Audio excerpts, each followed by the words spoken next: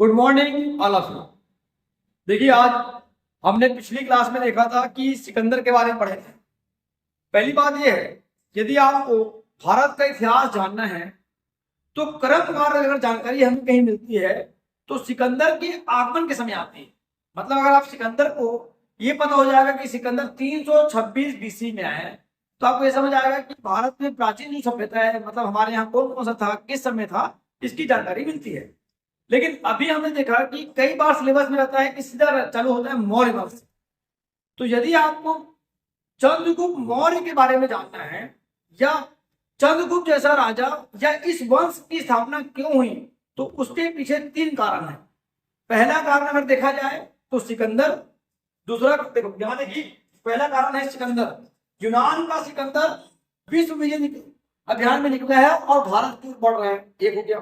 दूसरा जो तक्षशिला है, वहां का अध्यापक या कुलपति चाणक्य है एक। और मगध में हमारे यहाँ नंद वंश में अभी वर्तमान में राजा है धनानंद।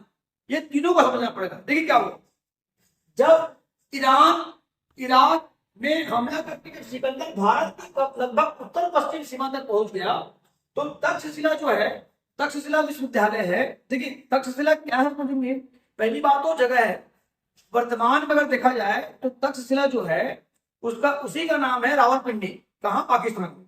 तो तक्षशिला में तक्षशिला विश्वविद्यालय जो है वो राजा भरत ने अपने बेटे तक्ष के नाम पे स्थापित किया था। ये एक तरह का फेमस जैन नगरी थी और पूरे विश्व के बहुत से लोग यहाँ पे पढ़ने के लिए आया करते थे। फिर ध्यान देते थे। तो यहाँ पे क्या हुआ, सिकंदर आक्रमण करने वाला है जब बोले तो यहाँ पे अध्यापकों की मीटिंग हुई। तो अध्यापकों की जब मीटिंग हुई तो सभी डरे हुए थे और सभी ने यह कहा कि सिकंदर को हराना पॉसिबल नहीं है। तो चाणक्य जो थे उन्होंने कहा, देखिए क्या है, अभी पूरा भारत जो है वो 16 महाजनपद में बटा हुआ है। 16 महाजनपद, उसमें से एक जनपद मतलब शक्तिशाली जनपद कोई था तो मगध था। और मगध में कौन सा वंश चल रहा है अभी? नंद वंश। और नंद वंश के राजा कौन है वर्तमान में? धनानंद। तो चाणक्य ने कहा, यदि पूरे की पूरे 16 महाजनपद एक हो गए और यदि हम अखंड भारत का निर्माण कर लिए। देखिए ध्यान दीजिए, पहले भारत जैसा नाम था, लेकिन अखंड भारत की अगर बात किसी ने किया वो है चाणक्य। उन्होंने कहा यदि हम सब एक हो गए और एक होने के बाद अखंड भारत का अगर निर्माण कर ले और तब जाके मिल के लड़ाई करे तो सिकंदर को भी हराया जा सकता है। तो उनको लगा ठीक बोल रहे हो, तो जाओ आप ही जाओ और आप ही जाओ और किससे मिल के आओ? नंद वंश के राजा धनानंद से मिल के आओ। तो चाणक्य सिकंदर आ रहे हैं मतलब उससे बचना है करके निकले और चले गए अपन मगध गए और मगध में पाटलिपुत्र गए और पाटलिपुत्र में क्या किए कि वहां के राजा से मिलने गए। तो देखिए ऐसा समझिए, वहां पे उन्होंने क्या कहा कि भाई बताइए कि विश्वविद्यालय से कोई अध्यापक आए हैं मिलने के लिए। तो उन्होंने वहां से मैसेज आया कि अभी राजा बिजी हैं, अभी आपसे नहीं मिल पाएंगे। तो ठीक है, वेट किए। एक दिन हो गया, 2 दिन हो गया, बहुत दिन हो गया। उनको लगा कितना बिजी है, जाके मिल लेता हूं। तो जाके देखे तो जो धनानंद था वो सुंदरियों का डांस देख रहे थे और शराब पीते थे, उसमें बिजी थे वो। लेकिन चाणक्य करते क्या, उनको तो मालूम था कि मुझे बात करना है, क्योंकि पहले समझ के आए थे कि बहुत प्रतापी राजा होगा, इतनी बड़ी सेना है, सैनिक है, 5 लाख 6 लाख सैनिक हैं, तो क्यों बहुत मिल के आता हूं। तो गए उनके पास, तो उन्होंने टाइम जान नहीं दिया, उनके पास गए और मिले और दिखाए अखंड भारत का मैप। और उन्होंने कहा सर अगर हम राजा साहब इसमें अगर हम काम करें और सब मिल जाए तो जो यूनान से जो युद्ध आ रहा है सिकंदर, उससे हम निपट सकते हैं। उसने देखा और फाड़ दिया और फेंक दिया ऐसे ऊपर और उसको धक्का दे दिया। और धक्का देने के बाद बोला, जा तेरे भारत को मैंने खंड खंड कर दिया, तू अखंड कर दे। अब सोचिए आप, उतने बड़े विद्वान व्यक्ति को धक्का दे दिए। कई बार आपने देखा होगा पिक्चरों में, ऐसे जो चुपड़िया होती थी वो खुल गई थी, वो चाणक्य का ये दृश्य था। उन्होंने अपने पूरे पेजेस को उठाए और वो निकल पड़े। सोच के देखिए चाणक्य क्या करने वाले हैं, ये आपको थोड़ी देर बाद पता चल जाएगा। लेकिन इतना विद्वान व्यक्ति ने तुरंत में कोई जवाब नहीं दिया। मतलब यदि आप देखो एक इससे हमको बहुत बड़ी सीख मिलती है, अगर आज वर्तमान में हमें अगर कोई ऐसा हो तो हम तुरंत प्रत्युत्तर देंगे, मारपीट करेंगे कुछ। वो विद्वान व्यक्ति वहां से कुछ नहीं बोला, मन में संकल्प लेके निकल गया कि मैं एक दिन ऐसा आएगा कि मैं तुझे तबाह कर दूंगा और तेरी जगह किसी को बैठा लूंगा। लेकिन मन की बात रखा, वहां पे कुछ नहीं बोला और निकल गया। निकलने के बाद जब वो वापस आ रहे हैं, कहाँ आ रहे हैं? तक्षशिला। तो रास्ते में जंगल में एक पेड़ के किनारे बैठ गए। देखिए कई कहानियां मिलती है, मैं जो कहानी को समझने की कोशिश की। आप क्या हुआ कि जंगल में कुछ बच्चे, या बच्चे शिकार करने आए होंगे समझ लीजिए, या ग्वाले रहे होंगे, या चराने का काम करते होंगे पशुओं को। वो बच्चे बैठ के आराम कर रहे थे। वो बच्चे बैठ के आराम कर रहे थे और आराम करते करते क्या हुआ, अब क्या करें, उस समय कोई खेल का साधन नहीं था। तो उन्हीं में से कोई बच्चा राजा बन गया, कोई मंत्री बन गया, कोई चोर बन गया। वो लोग अपना गेम खेल रहे, मतलब राजा का जो है वो खेल रहे थे। तो उस समय एक चंदू नाम का लड़का था, वो राजा बना हुआ था। तो वहां पे जब चोर को पेश किया गया उसके दरबार में समझ लीजिए, तो वो ऐसा फैसला सुना रहा था, बोले ऐसा काम नहीं होना चाहिए, और जैसे राजा को बोलना चाहिए वैसा वह लड़का जंगल में बात कर रहा था। तो कहीं ना कहीं अचानक को लगा कि यार ये बच्चा अद्भुत है, कुछ तो इसकी बात है। उसको बोला बेटा आप कहाँ रहते हो, क्या रहते हो? तो वह अब उसके घर गया। वहां पे मम्मी जो था, मम्मी है उनकी, उनका नाम था मूरा। देखो यही पूरा मम्मी का नाम मूरा है। और वह अपने मामा के घर में निवास, मतलब चंदू के पिताजी नहीं थे, वो अपने मामा के घर निवास कर रहा था। तो उन्होंने कहा इस बच्चे का भविष्य आपके पास नहीं है, इस बच्चे को मुझे दे दो। मैं तक्षशिला विश्वविद्यालय का प्रोफेसर हूँ, कुलपति हूँ, मैं जाकर इसको अच्छी तालीम दूंगा, मैं एजुकेशन दूंगा, पढ़ाऊंगा वहां पे, और एक दिन ऐसा समय आएगा कि मैं इसको इस देश का राजा बनाऊंगा। भाई इतना बड़ा सपना किसी बच्चे के लिए सोचना, माँ बाप सोचते हैं, कोई विद्वान व्यक्ति सोच रहा है। तो उसके मामा ने कहा कि देख बहन, पति जो तुम्हारा है नहीं, हम बच्चे को और क्या दे देंगे, जब इतने बड़े विद्वान व्यक्ति बोल रहे हैं तो एक काम करते हैं, इनको हम दे देते हैं। और वहां से फिर वो चाणक्य के साथ चंदू जो है वो चले गए तक्षशिला। और तक्षशिला में क्या था, 16 साल की उम्र में होगा क्या बोलते हैं एडमिशन, 8 साल का कोर्स होगा, और 24 साल के बाद अध्ययन करने के बाद व्यक्ति वहां से आएगा। मतलब आप सोचिए अभी जो चंदू है वो 16 साल का है, जब 8 साल विद्या अध्ययन करने के बाद वो 24 साल का होगा। तो वही चंदू जो है वो बनेगा चंद्रगुप्त। मम्मी का नाम क्या है, मूरा, उससे इनका वर्ण होगा मौर्य। क्या बन जाएगा, मौर्य। और ये लोग क्या करते थे बेसिकली, तो ये लोग पालते थे मोर। मोर पालना ही काम था इनका, इसलिए इनका जो प्रतीक चिन्ह बनने वाला है इनका, वो बनेगा मयूर। यहां तक क्लियर हो, फिर ध्यान दीजिए। अब ये तो घटना हो गई, लेकिन अब सोचिए क्या होने वाला है। मैंने बताया था आपको पिछला मूर्ति की बात, उसमें मैंने बताया सिकंदर, यहां तक का पूरा क्षेत्र जो है सिकंदर के कब्जे में था। सिकंदर के मरने के बाद उनका जो सेनापति था सेल्यूकस निकेटर, ये सीरिया में थे, और सीरिया से पूरा एरिया को देखते थे। ठीक है, यहाँ तक का क्षेत्र पूरा कौन है, सिकंदर के अंदर तो यूनानी लोग हैं।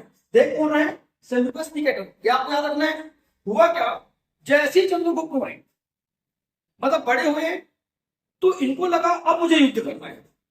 तो छोटी सेना पकड़े और सेना पकड़ के जाके टूट पड़े, और तुरंत जाके धनानंद के ऊपर हमला कर दिया। देखो ये अच्छी कहानी, ध्यान दो इसको। धनानंद के ऊपर जाके उनको हमला कर दिया। हमला करने के बाद, मतलब रात के समय हमला करो, कभी भी हमला करो, कोई फर्क नहीं पड़ा धनानंद को। धनानंद की सेना ने इनको पराजित कर दी। मतलब ऐसी कहानी मिलती है कि चाणक्य और चंद्रगुप्त मौर्य वहां से अपनी जान बचा के भागे। ठीक है, भागने के बाद घूम रहे हैं जंगल जंगल जंगल जंगल, बहुत दिन हो गए। एक दिन देखिए कि रात में एक जंगल में छोटी सी झोपड़ी है, और वो कुटिया मतलब झोपड़ी, उसमें वो चल रहा है, दिए चल रहा है उजाला। तो इनको लगा चलो इसी के किनारे में जाके, पीछे में जाके बैठ जाते हैं। तो वहां पे एक दादी अम्मा अपने नाती को खिचड़ी दे रही थी। गरम गरम खिचड़ी आई और खिचड़ी को थाली में डाली। तो तुरंत उसका नाती को भूख लगा था, उसने क्या किया, खिचड़ी के बीच में हाथ डाला, उसका हाथ जल गया। तो तुरंत उसकी दादी ने बोली तुम चाणक्य और चंद्रगुप्त मौर्य जैसा मूर्ख टाइप का काम मत करो। सोचिए आप, चाणक्य इतना बड़ा विद्वान, चंद्रगुप्त मौर्य दोनों दीवार के पीछे है कि सुन रहे हैं और क्या बोल रही है, वैसा मूर्ख काम मत करो। तुरंत सोचे पड़े चाणक्य, मतलब हमारी बात जन जन तक पहुंच गई है कि हमने मूर्ख ने काम किया है। तो उसने पूछा, दादी मतलब क्या आप समझ में बताओ कौन है चाणक्य? अरे बेटा, यदि उनको अटैक करना है तो देखो क्या होता है कि खिचड़ी जो होती है, देखो खिचड़ी जो होती है, अगर कोई खाना परोसे हो तो वो पूरा गर्म होता है। यदि आप किनारे किनारे किनारे किनारे ऐसे इसको खाओगे तो धीरे धीरे ठंडा होता जाएगा और आप जाके बीच में खाओगे तब तक ठंडा होता है। जंगली ऐसा होना चाहिए, लेकिन हुआ क्या, ऐसा हुआ अटैक करना है तो डायरेक्ट उन लोग क्या कर दिए, पाटलिपुत्र में अटैक कर दिए। तो हारना उनका निश्चित था। उनको क्या करना चाहिए, आस पास के क्षेत्रों को जीतना चाहिए और अपने आप को पहले क्या करना चाहिए, मजबूत करना चाहिए, और मजबूत करने के बाद ही पाटलिपुत्र में अटैक करना चाहिए। तब उनको समझ आया गड़बड़ हो गया। फिर वो लोग वापस आए तक्षशिला, और स्टार्टिंग में ये जो पंजाब प्रांत है जो सिकंदर के अधीन था, इसको धीरे धीरे जीतना चालू किए और अपनी सेना को मजबूत किए। क्लियर हो गया, यहां तक मजबूत हो गए। अब मजबूत होने के बाद जब सेना इनको मिल गई तब जाकर 322 बीसी में धनानंद के पास अटैक किए और धनानंद को हरा दिए, और उसके बाद उन्हीं की बेटी का नाम था धरा, उससे विवाह किए, और विवाह करने के बाद मौर्य वंश की स्थापना किए, चंद्रगुप्त मौर्य। क्लियर हो गया। फिर अब आप बताइए, 24-25 साल का व्यक्ति अगर कोई क्षेत्र को जीत चुका है तो बहुत दिनों बाद ये बात पता चलेगी कहां पे, सेल्यूकस नहीं करना। तो उनको लगा मैं तो सिकंदर का सेनापति रहा हूं, वो 24-25 साल में लड़का आ गया जो हरा देगा। अब वो निकले कहां से, सीरिया से, और सीरिया से अटैक करने आ रहे हैं चंद्रगुप्त मौर्य से लड़ाई करने के लिए।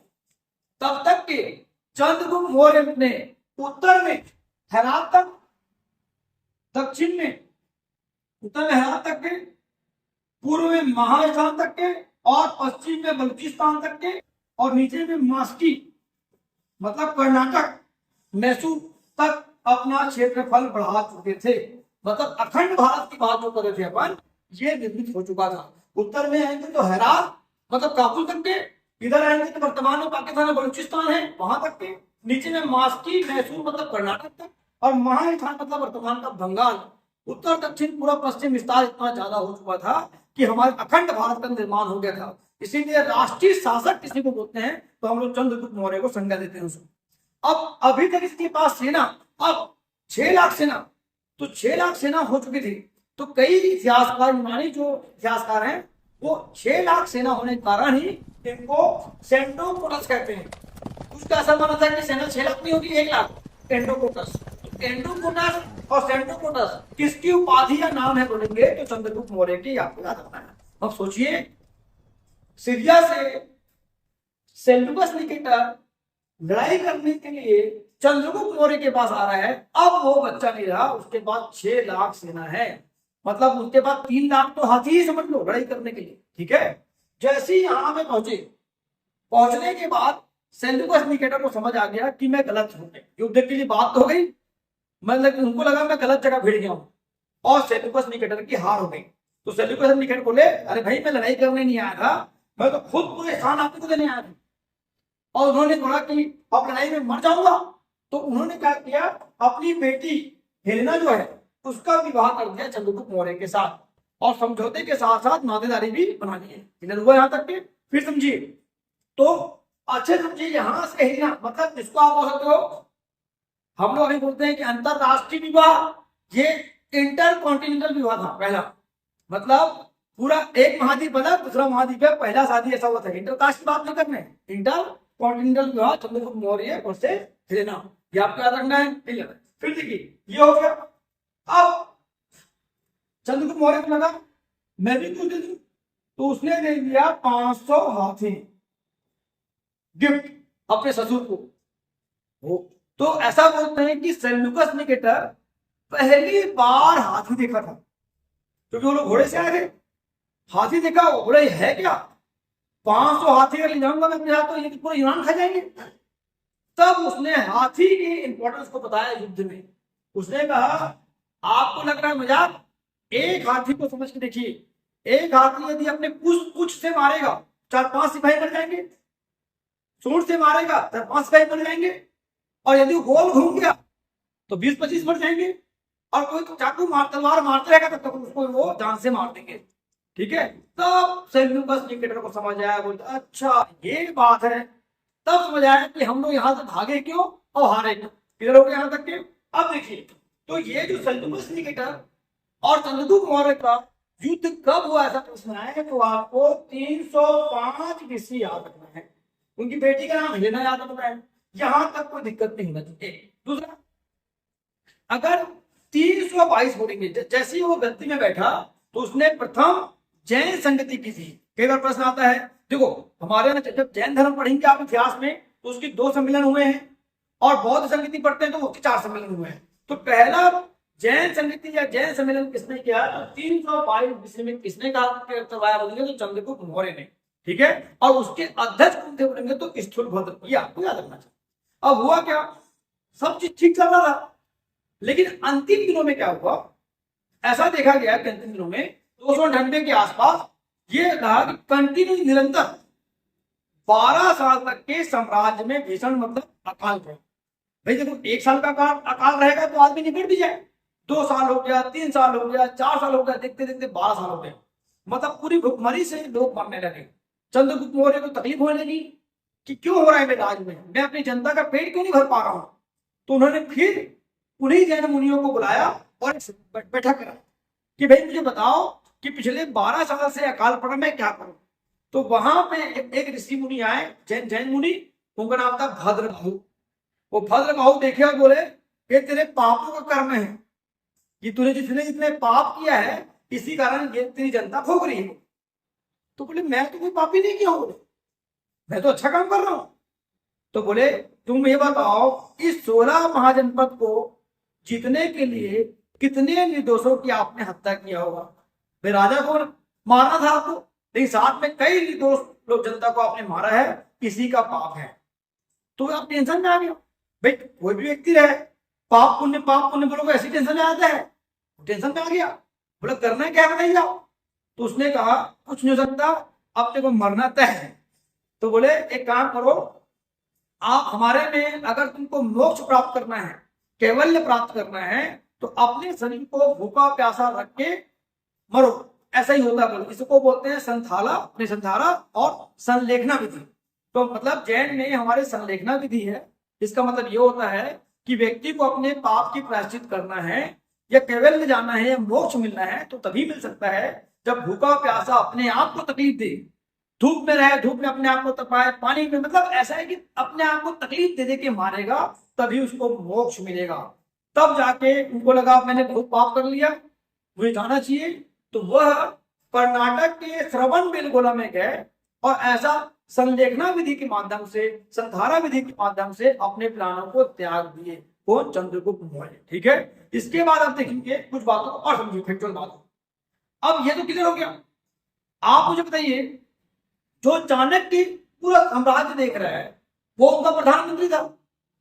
तो ये चाणक्य के मन में विचार आया कि भाई मेरा सपना अखंड भारत को जो पूरा कर दिए मौर्य, चंद्रगुप्त मौर्य ने, इसकी क्या गारंटी है कि जो आने वाली पीढ़ी है वो भी इसको माने। तो इसीलिए चाणक्य जो है उन्होंने एक बुक लिखी जिसको बोलते हैं हम लोग कौटिल्य का अर्थशास्त्र।